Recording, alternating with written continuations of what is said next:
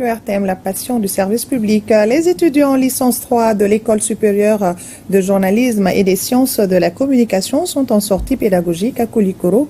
Les étudiants et leur encadrement ont rencontré le gouverneur de la région de Koulikoro. Les échanges ont porté sur les projets de développement entrepris par le gouverneur dans la région, les défis à relever dans le domaine de la sécurité, de la santé et de l'agriculture. Diemba Moussa Konati.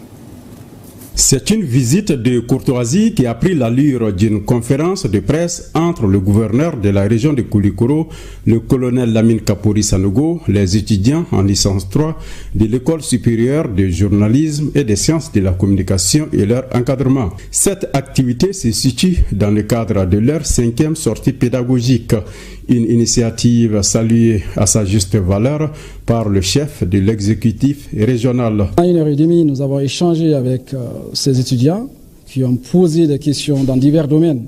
Nous avons profité également de l'occasion pour leur dire qu'il doit prévaloir la paix à la raison. Cela nous rappelle quoi? La désinformation et la mésinformation. Dans tous les cas, il y a des textes en la matière qui sont prévus. Nous leur avons demandé de tout faire pour qu'aujourd'hui nous puissions avoir des informations utiles et constructives pour la paix au Mali. 3 spécialités sont sur le terrain pour cette sortie pédagogique.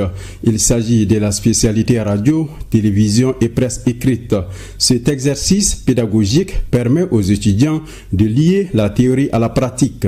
Nous avons aussi profité de l'occasion pour leur rappeler l'engagement des plus hautes autorités de la transition, notamment le président de la transition, son excellent colonel Assimi Goïta, pour tout ce qu'il fait pour ce pays, pour le rendre vivable pour l'ensemble du peuple malien. C'est l'occasion, en tout cas, pour nous aussi, de lancer toujours le cri de cœur par rapport au redémarrage de l'ICOMA, de Koulikoro, et aussi à la reprise des activités de la COMANAF. La poursuite des travaux de la voie de contournement n'a pas échappé à la vigilance des étudiants. Sur ce point, le colonel Nama Keïta, conseiller à la sécurité et à la protection civile du gouverneur de Koulikoro, dira qu'il reste à payer à ce jour 600 millions de francs CFA pour indemniser les victimes. Pour conclure, le gouverneur dira de privilégier la paix à la raison.